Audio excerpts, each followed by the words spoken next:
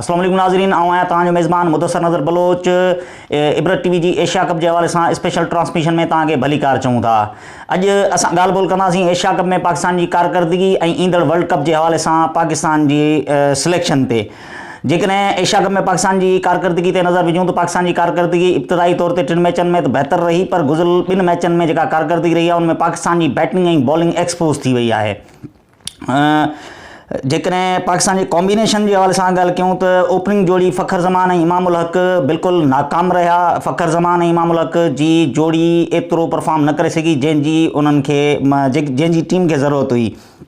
पाकिस्तान तरफ़ां हिकु ॿियो ओपनर ॿिनि में आज़मायो वियो जेको पंहिंजो उहो पिणु नाकाम रहियो श्रीलंका जे ख़िलाफ़ु। जॾहिं त मोहम्मद हारिस खे मौक़ो न वियो, मोहम्मद हारिस खे मिडल ऑर्डर में खणी आया। उनखां अलावा जेकॾहिं मिडल ऑर्डर जी ॻाल्हि कयूं, बाबर आज़म ऐं मोहम्मद रिज़वान सां गॾु हिकिड़े मिडल ऑर्डर बैट्समैन जी ज़रूरत आहे जेका हिननि जिते हिननि आज़मायो आगा सलमान खे, वरी हिकु मैच में मोहम्मद हारिस खे बि खणी आया, पर हिते साद शकील जहिड़े बैट्समैन जी ज़रूरत आहे जेका हिननि न आज़मायो।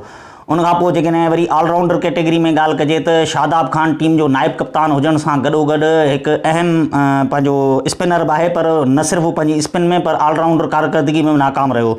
जेकॾहिं ज़ाहिरी तौरु ॾिठो वञे त नाइब कप्तान तौरु हू टीम ते भार बणियल आहे। वरी फास्ट बॉलिंग जे शोबे में ॾिसूं त शाहीन आफरीदी, हारिस रऊफ़ ऐं नसीम शाह इब्तिदाई 3 मैचनि में बहितर परफॉर्म कयो, पर भारत ऐं श्रीलंका ख़िलाफ़ु इहे नाकाम रहिया ऐं इंजरी जो शिकार बि थी विया। उनजे अल्टरनेट तौरु मां जूनियर वसीम ऐं पंहिंजो ज़मान ख़ान खे वठी आया, पर उहे बि उन तर्ज़ जी कारकर्दगी न ॾेखारे सघिया जंहिंजे करे पाकिस्तान जी टीम एशिया कप खां ॿाहिरि थी वई हली।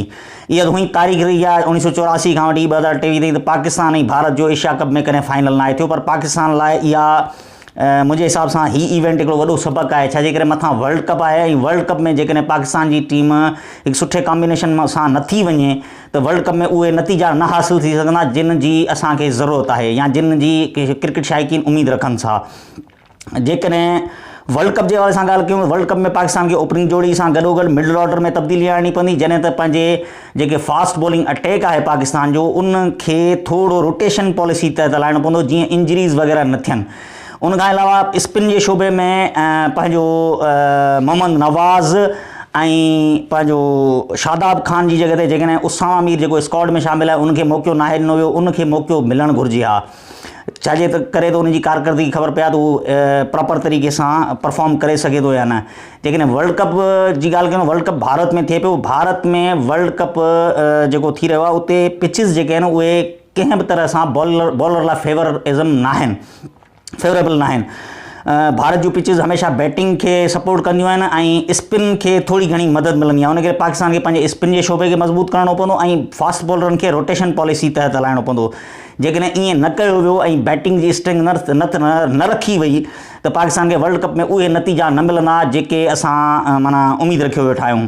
सो बाबर 11 समेत सिलेक्शन कमेटी ऐं चीफ सिलेक्टर इंज़मामुल हक़ खे इन हवाले सां घणो सोच वीचार करण जी ज़रूरत आहे ऐं जेका हींअर टीम एशिया कप में मोकिली वई आहे उनमें घणियूं तब्दीलियूं भले न कनि, पर थोरो टीम कॉम्बिनेशन ऐं प्लेइंग 11 ते थोरो गौर करणो पवंदो। सो ॾिसूं त PCB सिलेक्शन कमेटी ऐं बाबर आज़म जेको कप्तान आहे उहो इन हवाले सां कहिड़ा इक़दाम करे थो। बहरहाल एशिया कप में पाकिस्तान जे शाइकीन खे टीम मायूस कयो आहे।